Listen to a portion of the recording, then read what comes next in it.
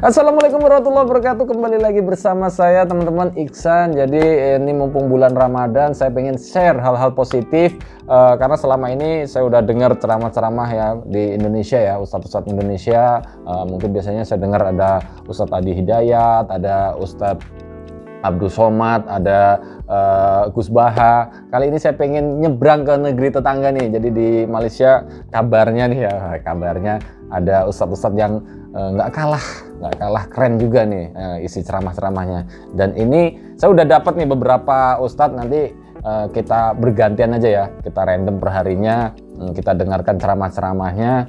Semoga memberi sedikit pencerahan buat kita, menambah ilmu kita tentunya, dan tentunya memberi kita di bulan Ramadan ini tentunya kan untuk hal positif bisa membawa kita lebih baik lagi. Kita juga bisa mendapatkan pahala tentunya. Kita niatkan aja untuk ibadah ya teman-teman semuanya. Oke, yang pertama ini saya dapat videonya Habib Ali Zainal Abidin Al-Hamid. Nah ini judulnya Allah Tahu Yang Terbaik Untuk Kita. Kita dengarkan ceramahnya seperti apa ya. 1, 2, 3.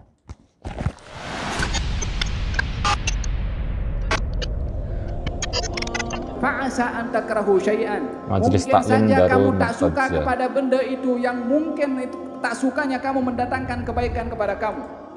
Mungkin kita diduga oleh Allah Subhanahu wa taala dengan Setiap hari selepas sholat kemiskinan, Isya. kekurangan di dalam harta. Bukankah pernah berlaku kepada seorang bernama Tha'labah yang di dalam hatinya itu tak betul dan dikatakan ada nifaq, datang kepada Rasulullah memberitahukan, ya Rasulullah, doakan saya supaya menjadi orang kaya. Kata baginda Rasulullah, ya Tha'labah, qalilun tashkuruhu khairun min kathirin la tutiqu. Wahai Tha'labah, sedikit kamu dapat, kamu bersyukur lebih baik daripada banyak kamu tak mampu nak pikul. Dipaksa balik, doakan aku menjadi orang kaya. Dikatakan, dinasihatkan balik oleh Nabi 3 kali. Dipaksa Nabi, maknanya dia tak nak dengar punya nasihat Nabi. Dia nak juga Nabi doa macam dia suka, tak menyerahkan kepada Nabi apa yang terbaik untuknya. Maka Nabi doakan, dia punya kambing jantan dan betina, beranak pinak macam ulat.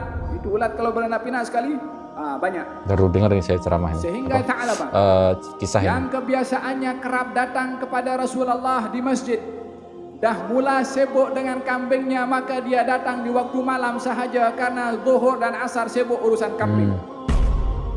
Kambing mulai banyak, maka maghrib dan isya pun tak datang. Kecuali Jumat sahaja, dah mula berkurang.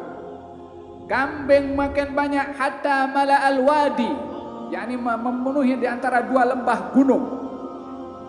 Kambing Tha'labah, Jumat pun tak datang. Tiba 1 tahun, giliran untuk memungut zakat. Nabi hantarkan 2 orang untuk mengambil zakat daripada Tha'labah. Maka ketika datang Tha'labah, awalnya Tha'labah ketika bagi tahu kepada Rasulullah, kalau aku berada, aku kaya, aku akan tolong, aku akan bantu, aku akan sedekah, aku akan sedekah, punya planning. aku akan Tapi tak ada zakat dan kesungguhan. lain-lain ya kan. Tiba musim zakat 1 tahun, datang utusan daripada Rasulullah.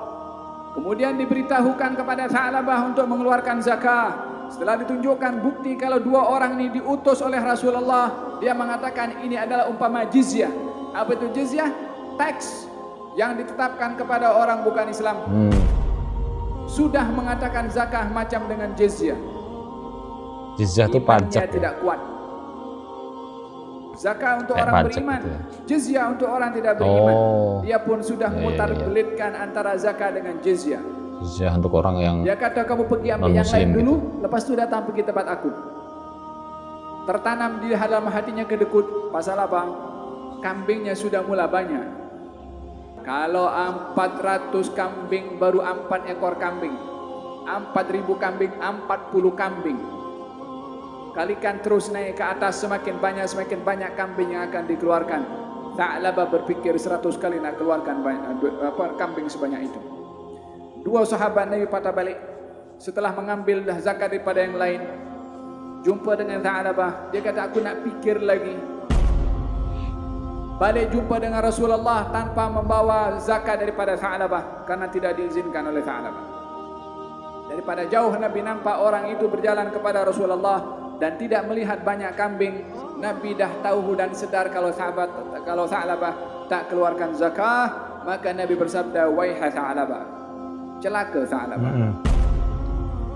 Awalnya masa miskin dia minta peminta kaya. Nabi kata, sedikit kamu syukur lebih baik daripada banyak kamu tak mampu nak pikul. Bukankah bila dalam kemiskinan bersyukur kepada Allah walaupun susah lebih baik daripada keadaan yang dia tiba waktu untuk mengeluarkan yang diwajibkan oleh Allah, maka dia tak mengeluarkan juga. Turun firman Allah Subhanahu wa taala melarang kepada Rasulullah untuk mengambil zakat daripada Tha'labah. Tha'labah datang kepada Rasulullah, aku nak keluarkan zakat. Kata baginda Rasulullah, aku dah dilarang oleh Allah Subhanahu wa taala. Sampai Nabi wafat. Zaman Sayyidina Abu Bakar, dia datang nak keluarkan zakat, kambing makin banyak. Kata Abu Bakar, orang lebih baik daripada aku tak terima, macam mana aku nak terima? Zaman Sayyidina Umar bin Khattab menjadi khalifah, Tha'labah datang nak kasih keluar. Kata Umar bin Khattab, 2 orang lebih baik daripada aku tak terima, macam mana aku nak terima? Sampai meninggal dunia di zaman Sayyidina Uthman bin Affan. Kalau dengar nasihat Rasulullah daripada awal, qalilun tashkuruhu khairun min katsirin la tutiquh. Sedikit kamu bersyukur lebih baik daripada banyak kamu tak mampu nak pikul. Siapa yang tahu rahasia yang terbaik untuk kita? Allah Subhanahu wa taala. Udah ceritanya. Itu teman-teman. Jadi kisah tentang Tha'labah ini terus terang saya baru pertama kali dengar. Tapi hikmahnya menurut saya memang itu tadi intinya. Jadi sedikit lebih baik. Yang penting kita bisa bersyukur daripada banyak kita ternyata tidak mampu bersyukur ya. Jadi itu mirip-mirip sama kisahnya Qarun juga ya. Dia kalau Qarun itu banyak versinya ya ceritanya ya. Ada yang bilang Qarun itu memang dari awal memang dia udah kaya, tapi ada juga yang versi cerita yang memang dari awal dia biasa aja terus minta didoakan Nabi Musa biar kaya, terus dia akhirnya jadi kaya. Jadi terus ketika kaya dia jadi kufur, jadi lupa sama Allah gitu kan, akhirnya dia ditenggelamkan bersama hartanya gitu kan. Nah ini juga Tha'labah ini mirip menurut saya teman-teman kisahnya.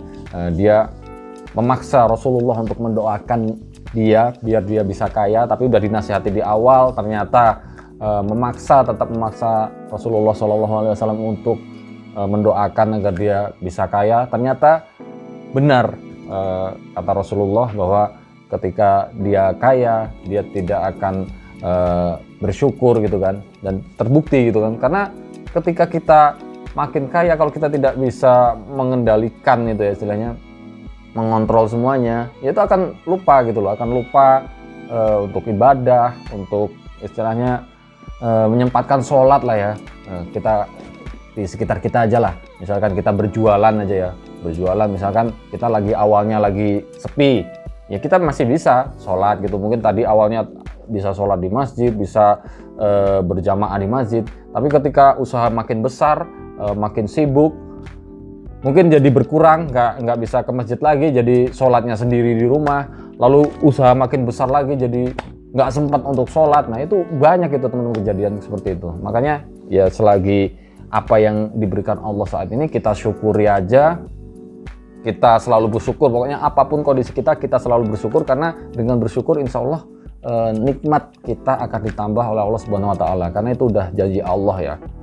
Karena apapun lah teman-teman ya, kenikmatan itu sebenarnya kita sendiri yang menciptakan gitu loh. Kalau kita merasa sedikit itu udah nikmat, udah cukup, ya udah gitu kan, nggak usah berharap yang lebih-lebih. Apalagi di bulan Ramadan ini bener-bener kita itu kayak dilatih gitu kan, makan cuma waktu buka sama sahur gitu kan.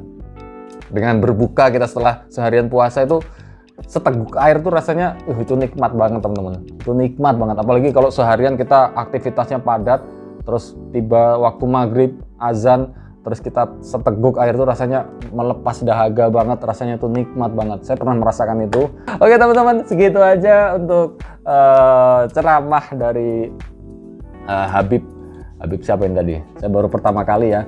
Nanti kita pelajari lagi ceramah-ceramahnya, kita dengarkan lagi maksudnya. Habib Ali Zainal Abidin Al-Hamid. Jadi nanti kedepannya kita dari berbagai ini ya, berbagai ustadz, dari berbagai dai ya, kita dengarkan kita share hal-hal positif, semoga memberi tambahan ilmu buat kita, mendatangkan kebaikan juga buat kita, dan buat teman-teman yang nonton video saya juga, yang menyebarkan juga. Oke, segitu aja untuk video kali ini. Kita sambung di waktu selanjutnya. Selamat berpuasa, dan semoga puasa kita tahun ini bisa membawa kita menjadi orang-orang yang bertakwa. Amin ya rabbal alamin. Wassalamualaikum warahmatullahi wabarakatuh.